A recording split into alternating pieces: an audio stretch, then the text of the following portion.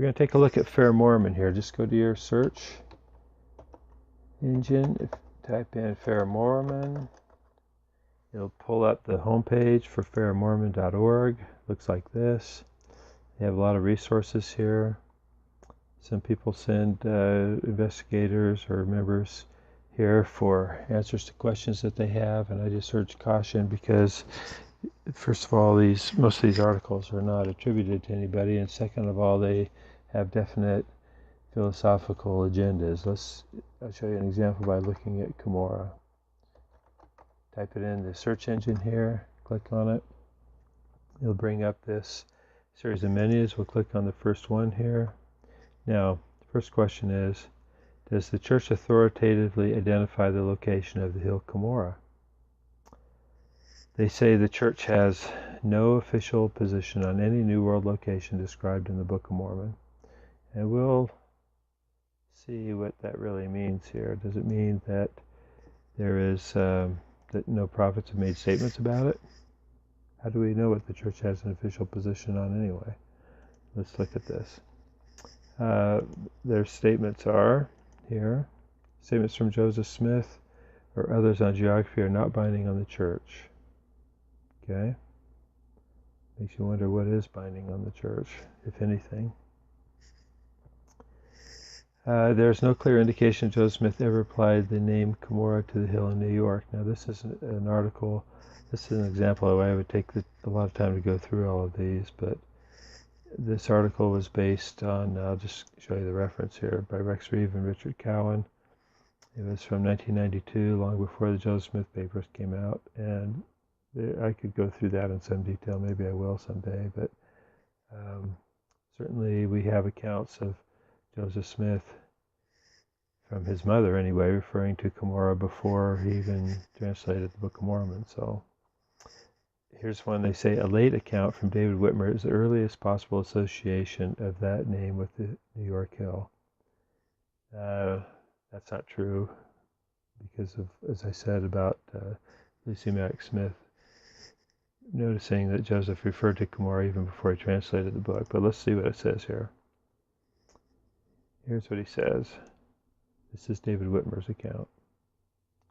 I was returning to Fayette with Joseph and Oliver, all of us riding in the wagon, Oliver and I on an old-fashioned wooden spring seat, and Joseph behind us. While traveling along in a clear open space, a very pleasant, nice-looking old man in a clear open place who saluted us with good morning. It is very warm.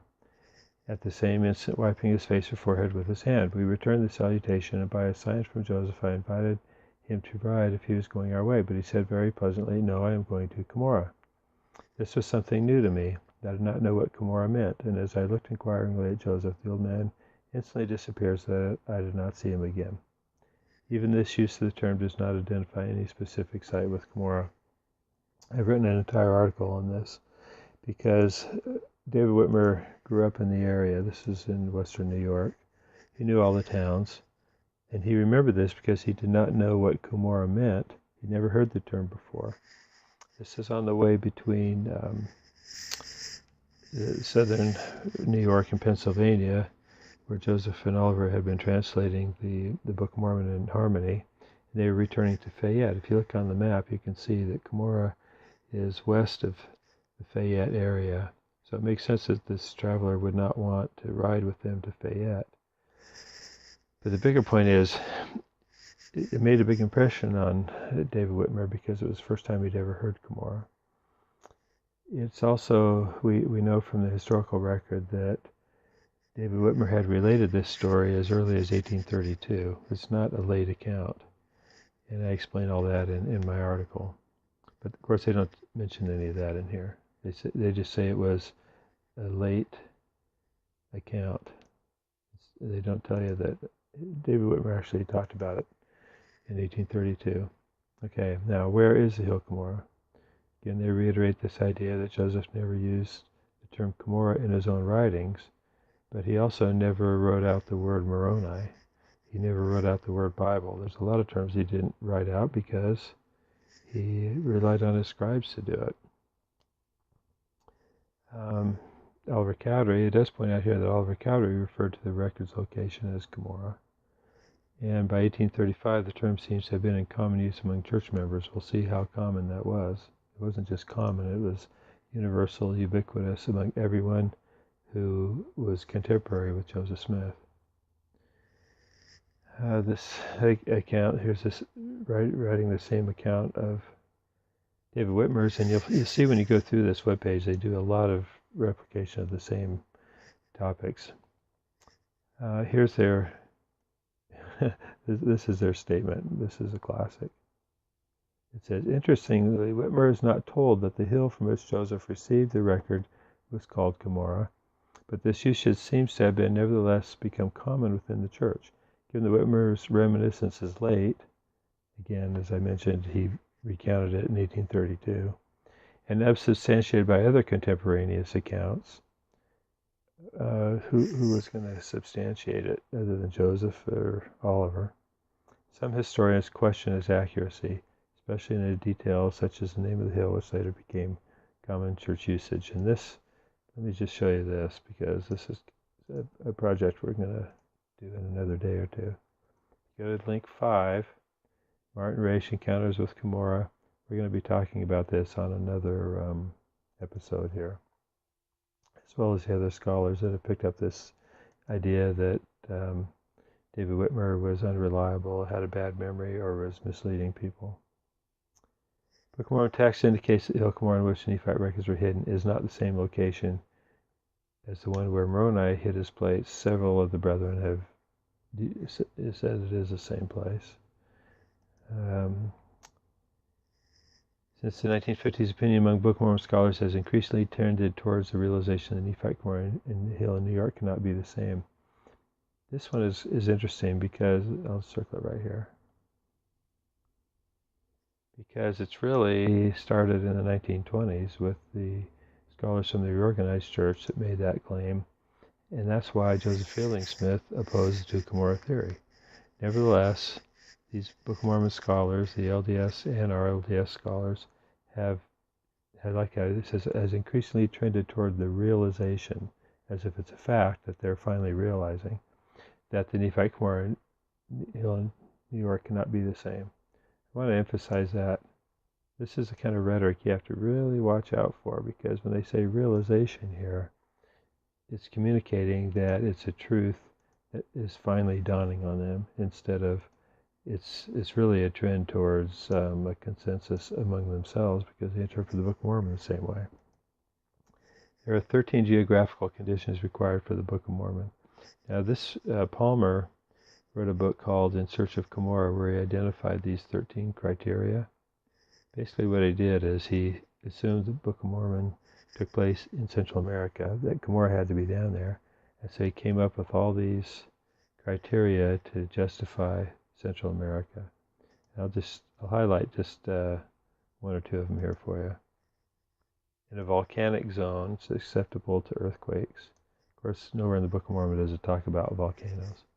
In a temperate climate with no cold or snow. The Book of Mormon doesn't talk about weather at all. This idea that it has to be no cold or snow is just a fiction created by these Mesoamerican activists. Hill large enough to view hundreds of thousands of bodies, even that one is debatable from the text. Significant landmark, freestanding, that's all fits in New York. The rest of these all fit New York, no problem. Real easy. But these are the ones that they kind of made up here to justify the Central American setting. Let's see. He has here, here's some questions. This is another technique you have to watch for. Did Joseph Fielding Smith reject the theory that the final battlefield of the Book of Mormon took place in Mesoamerica rather than in New York? Of course he did. They won't show you what Joseph Fielding Smith said. Instead, they'll show you how the scholars have tried to spin Joseph Fielding Smith's statement by saying that Joseph Fielding Smith didn't know what he was talking about here. They point out here, this is a really fun one, because they have this student who was during the 1960s, this student was exploring, or he was talking about Sidney Sperry was exploring this, and apparently in one of his classes, he was teaching the two Cumorah theory, and he said that Joseph Fielding Smith told him he could publish whatever he wanted right here. You go ahead and publish your theories. You're as entitled to your opinion as I am to mine. Obviously, that's one of the articles of faith. We can all believe whatever we want. So this student, 50 years later, who was in the class, related what Sidney Sperry said, and that's what they report on this webpage, instead of what Joseph Fielding Smith actually said. And then down here we have John Clark. This is John Clark's one that we're going to do a few episodes on, because he concludes, for all these reasons here, that the New York Hill cannot be the Hill Cumorah. And his analysis is awesome. I can't wait to go through that with you. No archaeological digs have been performed at the site. That's actually true in the sense that they weren't archaeologists, but there have been several construction projects at the Hill Cumorah that have uncovered boxes full of artifacts. Did Moroni bury the gold plates in the Hill Cumorah as referenced in the Book of Mormon? I won't take the time to go through this, but it could be interpreted either way. But certainly the Book of Mormon does not say that Moroni did not bury them in the same hill, and the early brethren said that he did. So there you go. It's true that here, look at this. This is kind of a fun one too. This is the kind of rhetoric you have to watch for. He says Moroni could easily have eventually come to modern New York State from Central America. Well, I don't know how easy that is when you got a 60-pound load of golden plates plus the other artifacts that he brought up. That's for you to think about. Okay. And then he has this one here, the geologic history of the Hill Cumorah. This is one where they say that the Hill Cumorah doesn't fit for various reasons. I'm just going to skip through these because you've probably seen all these. Here's one where they talk about the room in the Hill Cumorah. Is there a cave in the Hill Cumorah containing the Nephite records? They give us Brigham Young's account, and of course there are many other accounts to corroborate that, not to mention what Oliver Cowdery and David Whitmer said. But they go on to say that the geological unlikelihood of a cave existing within the drumlin called New York suggests that the experience related by the various witnesses was most likely a vision. Now, let's just look at how they phrase this, okay? There are at least 10 second-hand accounts describing the story of the cave in Cumorah.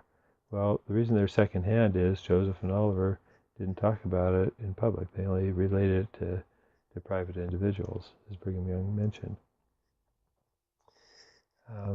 They say that New York State is a drumlin, a pile of gravel scraped together by an ancient glacier that could not have a hill.